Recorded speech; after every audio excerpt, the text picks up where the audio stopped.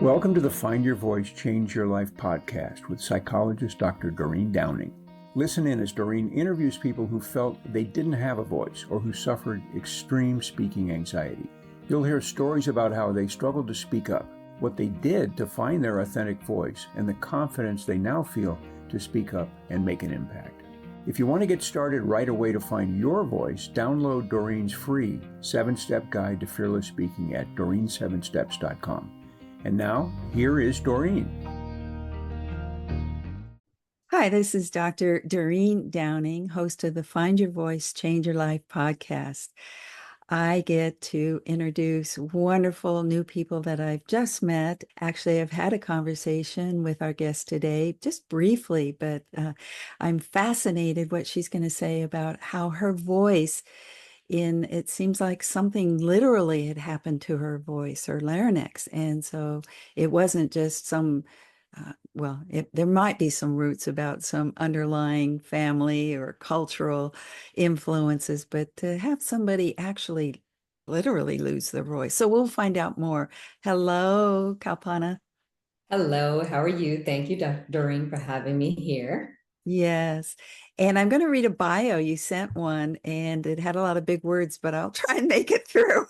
And you'll know which ones they are. But I'll help you if you stumble.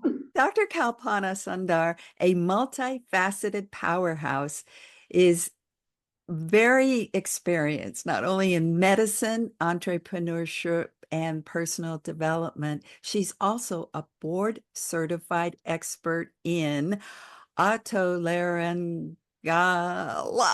Please say it for me. Otolaryngology, which is ear, nose, and throat for Okay, ENT. Thank you. Thank you.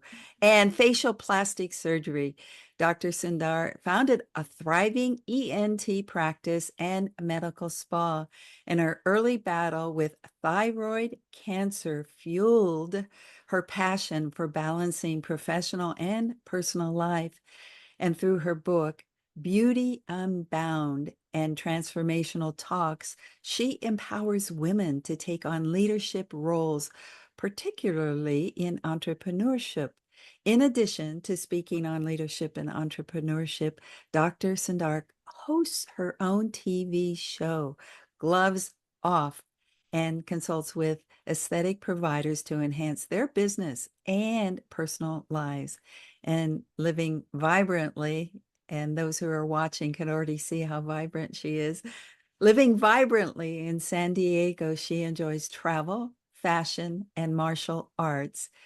And I have so many questions I can ask about those three topics, but today we're going to focus on your voice and what the history of that. But even though it was something around an actual kind of, I was going to say, assault on your body, there still is a history that people in my audience like to know, like, who are you? Where did you come from? Where did you grow up? And what was your family like? And, was that all nice and easy, or was there some challenges early on as you went into school and things like that? Just anything you want to share with us, I'll appreciate. Thank you. Well, happily. So I was actually born in India, and I came to the US when I was about 10 months old. So I grew up in a Indian culture. And for those people who don't know what that's like, if you don't know any Indian people or have any Indian friends, I'd like to tell you it's a very restrictive culture. So our voice is stifled in our culture, especially for a woman. I would say definitely less so for a man, but there's still a lot that happens to men. So I'm not going to discount that. But for women in particular, I grew up with two Indian parents, and I was the firstborn. And then I was the first one growing up in the United States, which added, I believe, a lot of stress for my parents. Oh. They wanted to keep up this traditional Indian kind of parenting and all these Indian values, but now they were here in America. And it's very difficult to do that, especially if you have a very independent thinking, rebellious child as your first one. And raised. I saw that. So that already started the process of being forced to stifle my voice, because every time I spoke up, I was met with clearly resistance, disapproval, et cetera, et cetera. So early on, I already knew that that was not the way to go. So I would have I would say my tiny rebellions that they wouldn't find out about, but I would, in their front of their face, I would act like I was going to be doing everything they stated. For the most part, there were some things I didn't agree to. For example, when they wanted to send me to India and get an arranged marriage, I put my foot down and I said no. But all the other things, I think I didn't even realize it was their voice and their dreams that I was fulfilling. I remember one day when I was very young and my father was ill, and I said to him, "Oh, Dad, I'm going to help you. One day I'll be a doctor." And I remember how his face lit up. And it was like a Pavlov's dog response. I said, "Oh, God, I want more of that." Then I upped the ante. And then I said, "Dad, I'm going to be a cardiovascular surgeon." And he was like, oh. So more face light up. Like, okay, I'm on the right track with this. So yes, I fulfilled it. I didn't become a cardiovascular surgeon, but I became an ear, nose, and throat surgeon. And yes, they were very proud. The first child who's a doctor, but a surgeon. And this made them very happy. I didn't realize how much my voice had been stifled my whole life. I got married, I stifled my voice again. It wasn't until I was maybe in my 40s I started to realize that. And there was a particular incident, but I can go into that or not go into that. Oh yeah, we'll certainly get there. I had a question. Why did they move to the United States? My father wasn't happy with what was happening in India, and he wanted a better life for us. So I'm very grateful, because it was very courageous back in 1969 to come to another country, not knowing the language, not knowing the culture, just was so different. So I'm so grateful for him for doing that, because I wouldn't be where I am today.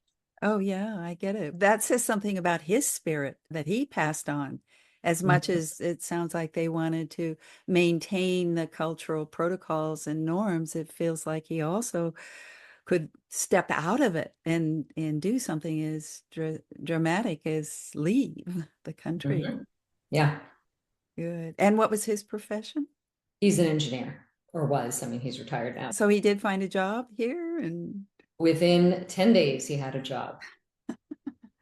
Yes. oh, I He started, he got himself situated, and then my mom and I came over 10 months later. He, wanted to get settled. And once he was settled enough, I think is when we came over. I don't remember, but uh-huh. Well, this is fascinating. As I listen to you, as I listen to most of my guests early, I begin to form the dots, like there's some things that were planted way back then that show up now. And the influence of parents is always one of the areas that I go, what did you get to learn from your parents? And in a way you said you were rebellious, but that's a big rebellion on his part to leave the country. he wonders where I get it from. And recently I pointed out that it's you, Dad. I'm just like you. That's what I saw instantly. Now that yeah, this is part of my fun in getting to know you and to hear your story and to begin to go, oh, what about this? What about that? And it Mhm. makes sense. Thank you. I get it.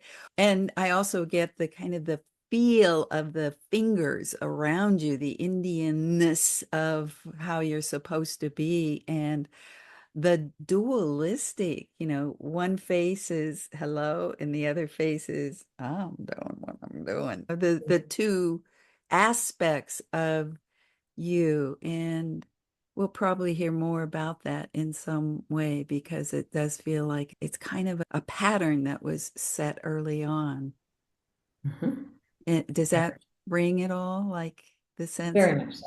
Very much so. It was definitely a pattern, because it was met with a lot of resistance whenever you went against the grain. So you just learned that it was easier, and you took the path of least resistance. I did that for many years until I couldn't do it anymore. yeah, yeah. I'm not calling it a split in terms of personality, but in my situation, my mom moved to a more affluent neighborhood. She was single mom, and my sister and I moved us to a place near a university up here in Northern California. So I went to school, grammar school, with other kids that were also from that neighborhood. But where we had come from was a lower class neighborhood. So we would go back and visit my grandparents and my cousins, and they were drinkers and druggers, and some of them have gone to jail. So this two parts of me, like who am I really, is partly in terms of my own personal discovery and my own personal journey. So for you to integrate both sides seems like something we can lean into. So let's talk about that as you started to find that you were not somebody that wanted to have a life of restriction. Yes. So I was feeling it right around probably in the late 30s, early 40s. I was starting to awaken to the fact that maybe this wasn't the life that I definitely wanted for myself. There were parts of it that definitely fit. And I would say none of it do I really regret. It has shaped who I am. But there was a real part of me that craved freedom and this unboundness, which is why my book is called Unbound, My Beauty Unbound. I wanted to live this life of absolute freedom. And I didn't have that in medicine, clearly. Even if I was in my own practice, there were some real confines around that career. Number one, by taking up the majority of my life and mind space. So that was a big one. And I realized that there was no location freedom. I couldn't do that from anywhere in the world. I had this dream of just picking up and going wherever, whenever I see it fit. I mean, obviously, I'm not going to shirk my responsibilities, but I'm just saying certain professions don't lend themselves to that and others do. I wanted to meet different kinds of people. I wanted to be all over the world. I wanted to be doing business all over the world. And I just knew this about me. And yet I was married to a person that didn't understand that, was really wanted this kind of safe, confined sort of life. And I just was ready to break out of this box that I was stuck in. That was around when this big transformation occurred. I mean, I knew it was happening. I didn't actually set the balls in motion probably for another 8 years because, these things have to be handled delicately. Yeah. Well, in following you along your journey and seeing the sense of how the pattern, how we pick, how people pick, the same thing that keeps them safe and in the familiar setting. That's what it sounds like your relationship. Did you have children with him? Yes, I have two children, Ah, how was adults now. I never had children. How was Oh. having children then in terms of being in that situation with somebody who is a little more, like you said, settled and Well, back then it wasn't such a discrepancy because I think we had identified our roles and I just stuck to it. But right around the 40-ish age mark where I started to see things differently, we started having more trouble. So the children also sensed the discord. And honestly, my oldest, when we got divorced, said, you do what makes you happy, Mom. Don't stick around in this for us. And I've heard that. That's so that he knew is he was about 19 at the time. My younger one was 16. So he was most concerned about having to go from home to home. That was his big concern. Not that we were getting a divorce, but how it affected him. So, I mean, both of them are well adjusted. I truly believe that the consequence on children due to divorce is not from the divorce, it's from the parents being hateful towards each other. So we had about a pretty amicable split, really. Because of that, my children are really fine with that. We don't speak negatively about each other. I don't have to speak with them much, but when and if I do, it's pleasant. Mhm. We're not in each other's lives, but if we have to talk about the children, we have a pleasant conversation. So I think that's the huge thing that I learned. I didn't want to I needed to get a divorce, but I didn't want to because of the children. And I realized that this is it. We're going to do this amicably. He also agreed to that. I don't know that I've heard of a more amicable story than ours. Good. They call it conscious Conscious uncoupling. Yes, I read the uncoupling. book, and that's exactly what we did. I forget who is the author of that book, but that's exactly what we did. Somebody had recommended that book. They were getting a divorce. I read it. After reading it, I said, okay, now I want to get a divorce because I want to do it this way. Uh-huh. Oh, speaking of books, you mentioned yours. Did you write that later on or early? Yes, that book was just published about 2 years ago. Oh, well, we'll talk about that in a moment. I love the title. So you're talking about 40 as if it's like, oh, it's a turning point. I believe that was when I started to get some ideas that the way I was living my life wasn't authentic to me. Mm. Again, I didn't really put any of these balls in motion until close to 50. My divorce is at 48, and then I left my medical practice at 50. So I didn't do everything, even though I had a sense that I did not want my life looking this way exactly. But again, I had children. There were things my ex-husband was involved in the business. There was a lot I had to organize smoothly. So I was already planning my transition out of things for 7 to 10 years. Well, that's important, Kalpana. That is really important message to listeners today. Just because it's not happening tomorrow, it doesn't mean that you aren't slowly navigating your way to what it is you truly want, what's calling you, basically, what's your true spirit is leading you. So I'm glad that you put it in that frame, that it took a few years, but it happened. Well, I think whenever we make a change, we have to look at the priorities and identify what needs to come first. Yeah. So in that moment, I needed to make sure my practice was stable without his influence. So I started understanding what he was doing. Second, I wanted to make sure my children were okay. Then I moved on to divorce. Then I moved on to leaving my medical practice because you can't make all these big changes at once. The whole process took, I would say, at least a decade, if not more. I don't remember when I started to make the Uh-huh. arrangements or start really looking at it that way. Yeah. In my case, I got married for the first time when I was 60. Wow. So I I'm was 24. and yes, I'm right with you around, when the time is right, what you want will happen. And I have to tell you, it's just like I'm still a newlywed. I love it. I'm glad I had my life and my travels and my book and my business and, got myself all together and ready for the right person. So It that's my doesn't it journey. doesn't come in this preordained time frame like people think. I mean, I don't know if I didn't have that mindset of this is what you do, I might not have gotten married at that age. I'm glad I did because now I have these beautiful children. But what I'm Yeah. saying is now that I'm single, I am very much looking for the right fit. If it takes a year, if it takes five, if it takes Uh-huh. 5 more, I mean, I'd like it to happen sooner, but it'll happen when it's supposed to. I had a book on my shelf. You Can't Hurry Love. Mm. I have to tell you, that's something that just really was always on. Every time I went into my office, there was the book. So it was like like we say mantras, there was a book sitting on a shelf reminding me that, yeah, I'm not there at 40. I'm not there at 45. I'm not there at 50. Oh my gosh. And then I meet him in my 50s and we get married later. So this is always fun to share some of what goes on for me, but also relate to you. I'm going to take a quick break and I want to come back to, well, I guess we've got to 50 now where all the big changes started to take place. So we'll be right back. If you want to get started right away to find your voice, download Doreen's free 7-step guide to fearless speaking at doreen7steps.com.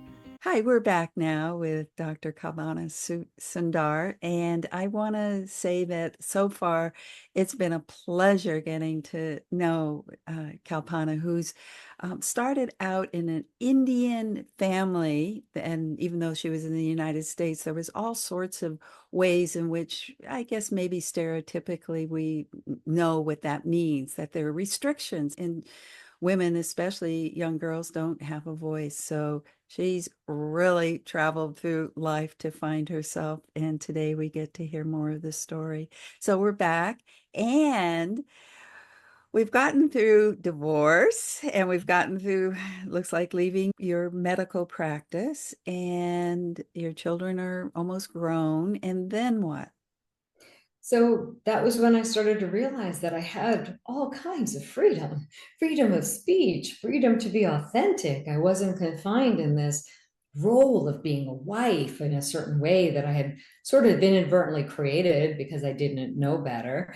And then this role of being this surgeon, and they were all masks and part of my ego. So slowly but surely, after leaving my medical practice, removing probably one of my largest egoic identity factors. It was an identity crisis for sure. But once I let go of that, it just felt good to understand who I was at the core. When I started to understand that, I was more able to speak freely, speak my truth, not care if it offends somebody, because I've learned how to do it in a way that's not offensive and not pointing fingers or accusatory, but it comes from a place of my truth. And people know the difference when something is being spoken from your truth versus to hurt them or to be obnoxious or something. So I know that when it comes from that space, I can say anything I want. I think that's my big lesson. That's the big lesson that I've learned. And I practice that every day. I say a lot of things that are uncomfortable to people because it's the truth and I need to say it. But anybody who is supposed to be in my life understands that and they respect me for it. If they don't belong in my life. And I want the same thing from other people as well. So this is not just one-sided. I would like to feed back to people who aren't watching us on a video, but are just listening to you. I already get that there's a resonance in your voice and a clarity that they're getting. But what you did when you said speak truth, you put your hand on your chest, on your heart, it felt like, right? And I was going to ask, how do you know what your truth is? How do you learn to listen to your truth? Well, I believe that our truth doesn't exist in our brain, it exists in our heart.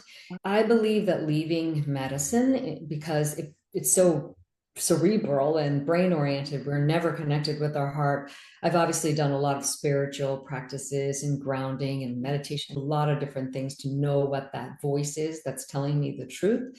It's a quiet whisper. I think that's the best. It's a quiet whisper when I'm not specifically thinking about anything. It comes to me. Obviously, it's not a thought that's creeping up in my head. Those thoughts are formulated. This is not formulated. It comes straight through. It's quiet. There's not a lot of noise around it. There's not a lot of confusion. There's no confusion around it. It's direct. Oh, So when you speak from that place, yes. it hits the person that I'm speaking it to in the same way that it's coming and hitting me. Right. With truth, there's a frequency of truth and authenticity. That's how I know. Oh, I'd love to do a whole episode on just that one idea that you're talking about, the authenticity and the vibration and the frequency and how that resonates. And that's what I just said a second ago about your voice. There's a resonance in it and a clarity. So that I bet today you're reaching lots and lots of folks. When I started, we mentioned throat cancer. Say something about that. That's obviously the huge turning point. So I was just starting my ENT practice. I had finished my residency, excited to start, my life as a surgeon and, start my own practice. I felt a lump on my throat, in my neck one day when I was just doing charts. Ear, nose, and throat physicians, we do like to feel our neck. So I felt something and I said, oh, that's not good. So immediately I went through the process. I knew what needed to be done. I had a biopsy. It came back cancer. So I knew I needed to have the surgery. I had a trusted colleague that did the surgery for me.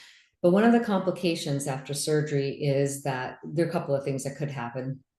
The nerve could become injured during the surgery. And in my case, there was tumor on the nerve. I'm pointing to the right side of my neck, but it was on the left side. But the tumor was on the nerve. He had to scrape the tumor off the nerve with a scalpel. And I'm a colleague of his, so I can't even imagine what he was feeling during this operation. I feel bad for him. He managed to get as much tumor as he could off the nerve without damaging the nerve. And he was worried that he still damaged the nerve. But my voice was weak after the surgery for probably a year. I started singing after that. I could feel that my voice was weak. Things were just a little off, but eventually it all came back. But the clincher was that there's another complication that can happen from the surgery, that your calcium glands, the parathyroid glands that produce calcium, can become stunned, and then your calcium can drop.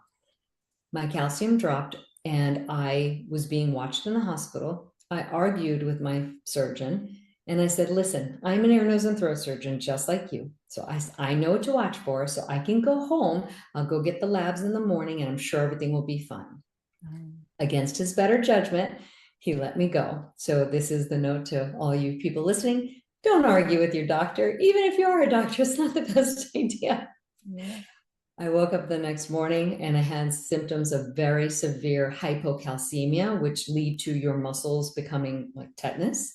And I was rushing to the emergency room. I almost died. And I laughed, but it wasn't funny. So I knew that I had a second chance at that moment. I didn't really do anything about it in that moment, to be honest with you. I just went back to work. I went to run my business. I had a business I had to get going. I needed to make money. I needed to take care of my family. But 10 years later, I started to feel something on my throat. I would wake up in the night with a panic attack. That's when I started to go seek a therapist, find out what it was. And I found out that it was unprocessed trauma from nearly dying and thyroid cancer that I just swept under the rug and moved along in my life. Oh, that's another message to our folks today, sweep it under the rug and it's always there. Our life is, and our experience is always tucked away somewhere, and it just can erupt much later. Oh, well, thank you for saying that and pointing to that. That's, I'm kind of taking it in about the unprocessed trauma and how it really wasn't unprocessed from a long, long time ago. It was only, several years later, but still, I'm glad that somebody saw it and you treated it, and look at you today, huh? Yeah, I mean, your voice is lyrical. It's beautiful. Well, I do believe that I've always been told since I was young that I had a voice for radio. I've just been told that since I was about 10 years old. And I was like, I don't know what these people mean. Frankly, I didn't even like my voice because it's deeper than most women's. It was different. And I thought, oh, I don't know. I just, I didn't really like myself for a long time. And it's funny how years go by and you start to realize that your uniqueness, your authenticity is really the best thing that you have. But it took me, I don't know, 50 years to realize it. Okay, the book, because that sounds like we're close to that. Tell me about the book. So the book is called Beauty Unbound. I actually have a copy right here behind me. So this is the cover. You can find it on Amazon or barnesandnoble.com. So it's going in and out because of my Zoom background. I forgot about that. But what I love about the cover is it's me in a leather jacket. Yes. It's just in ripped jeans because I'm just doing my own thing. And it really is about my journey from living this boxed in life that was prescribed for me. And I was just trying to do everything everybody wanted, to me unleashing my full potential, unleashing my voice. There's a lot in there about my voice actually too, which is why when you and I met, it resonated so beautifully. I just knew that there was a life that felt free and unbound, that was more beautiful than the one that I was living, even though it seemed beautiful to everybody else. Obviously, the doctor or the things and the material, it all seems great to everybody. But what I really craved was freedom. Oh, there you go. Freedom. Wonderful. Well, we're coming to an end, and I want to make sure that people who want to get closer to you or work with you, or what is the best way to contact you, talk about what you're doing nowadays, because I know it has something to do with businesses, doesn't it? Yes. I'm involved in several different businesses and I do a lot of medical consulting, but I also serve as a coach for aesthetic providers to help them improve their productivity in their med spas and their profitability. So if anybody out there is in that niche, but honestly, I'm always up to something new. So you can always find me at my website, and it's Dr. Dr. Oh, I'm sorry. It's www.drkalpanasundar.com. That's my website. Or you could find me on YouTube, Instagram, under Dr. Kalpana.unbound. Well, I think that the Unbound is something I'd like to leave us with, but there's one more opportunity I feel here before we leave, to listen into what our experience has been today and what you want to leave listeners with. What might that be? And I know it's usually a pause, just a, I would say for anyone who desires a different life than the one they live, it's all possible. It just takes courage. And I feel that that courage has to come from a place of you're going to make that fear really small and make your why really, really important. And that's what I had to do. I had to really minimize my fear and make that why I wanted to do this much bigger. And that gave me the courage to move forward to the next chapter. I knew there was something more. Thank you. That is so profound and so wise. And I'm sure that it rings with such deep truth, not only from your experience, but I think it's going to wake up a lot of people. Thank you. Thank you so much. Well, thank you. It's been an absolute pleasure. I'm so glad that we connected and met. Yes, me too. Thank you for being with us today for this episode of Find Your Voice, Change Your Life. Each person Doreen interviews shares what has helped them find their voice. You can learn from these guests and find your voice so you can be confident to speak up and speak out. And remember to download Doreen's free 7-step guide to fearless speaking at doreen7steps.com. We hope you enjoyed the show and will return next time. Until then, goodbye for now.